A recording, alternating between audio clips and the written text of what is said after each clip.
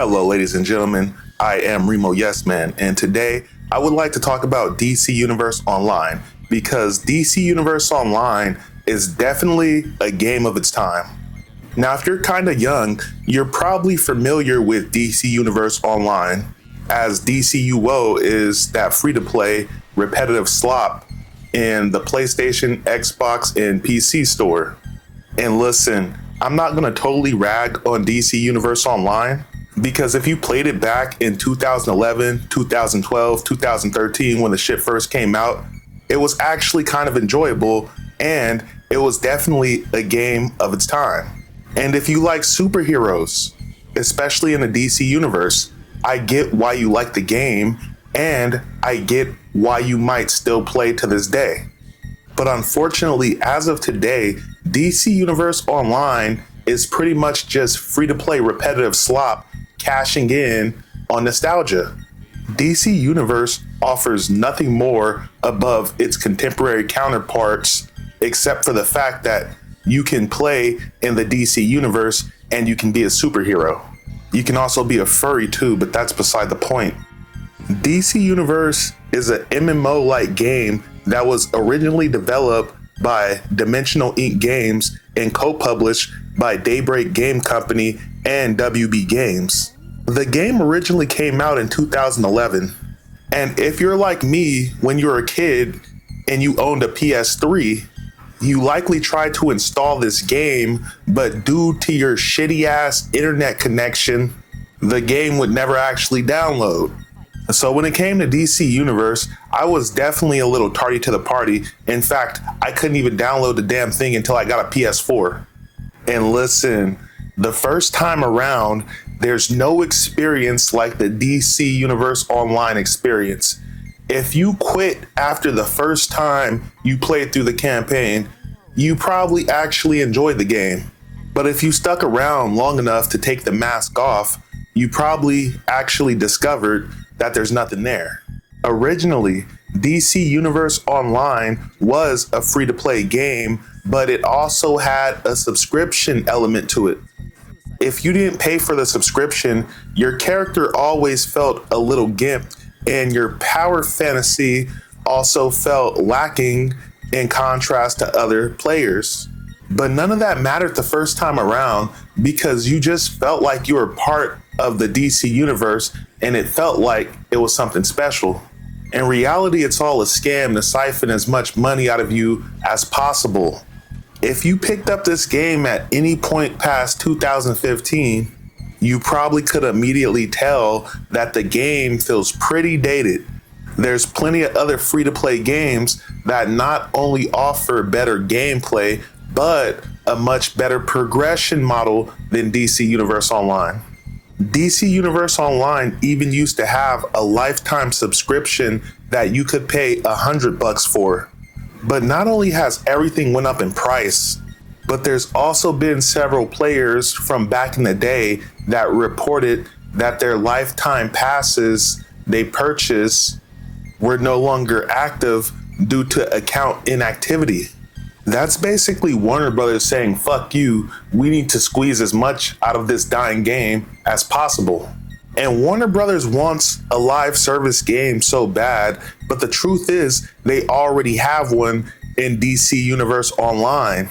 But the thing is, instead of investing money in DCUO and improving what's there, overhauling the graphics and the gameplay, they rather just keep coasting on a slight downward spiral while milking all the players that have been here for a really long time.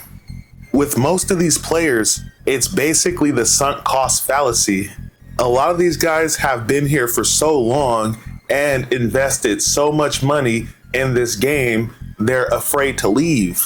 And don't get me wrong, I get that, right? Because I kind of feel that way about Warframe. But at the same time, Warframe is a game with a much better business model and a much better progression model. So across the board, people don't mind spending money on that game.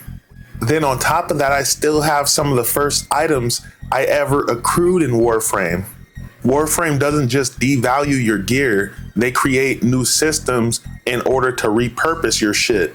Whereas in DC Universe, not only do they devalue your gear, but everything's already pay to win to begin with, to the point where in a couple months, new shit is going to be out and they're going to devalue your old shit because part of their business model is making sure you're always chasing the strongest gear.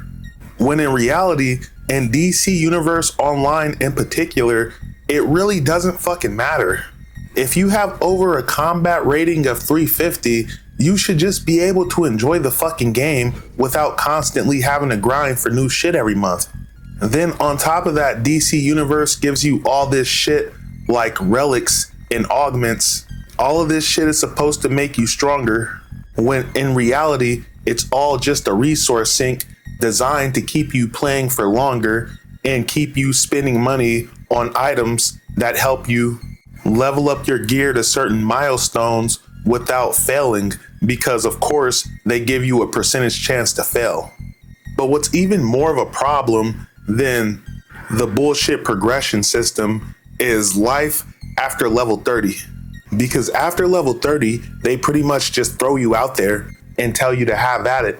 But they give you little to no direction on what to do once you hit level 30. You're told you can select missions from the on duty tab, as well as PvP and little raids and shit. But one thing you're likely still not gonna grasp at that point is your combat rating. If your combat rating is too low, you may find yourself struggling or straight up getting your ass whooped. So the simple solution to this is up your combat rating.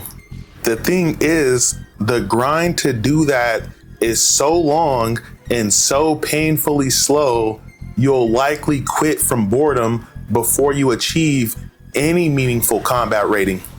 And I'm not saying it can't be done, but it's a fucking MMO. So at the point where you're pretty much at max level, which would be level 30, you have to be willing to commit to the grind in order to increase your power. And that wouldn't be so bad if the grind wasn't awful, or if DC Universe offered several unique ways in order to grind and make gameplay a lot funner. You used to see this in games like Destiny, where you could disguise the grind as another activity and have fun while doing it by yourself or with a few buddies. But in recent times, Destiny 2 has went to shit, so that doesn't necessarily hold true anymore for that game. But you also still see it in games like Warframe, games that actually respect your time and offer a way to subvert the grind for high level players. But DC Universe Online doesn't respect you that much. It can't respect you that much because it has to keep you committed to the grind. And then at the end of the day, what was it all for, you know? For what? So you could experience some bullshit power fantasy in DC Universe Online that really offers nothing beyond the base campaign, but a bunch of repetitive garbage that you can't even infinitely play because eventually you'll have to purchase replay badges to keep replaying this content. Then on top of that, I wouldn't even touch the PvP mode because, like all MMO type games, if it's not making money, it's not worth investing in.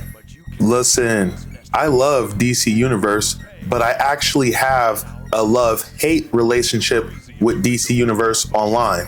When it comes down to it and everything is all said and done, DC Universe Online is a pretty good game as long as you quit after the first time. Peace.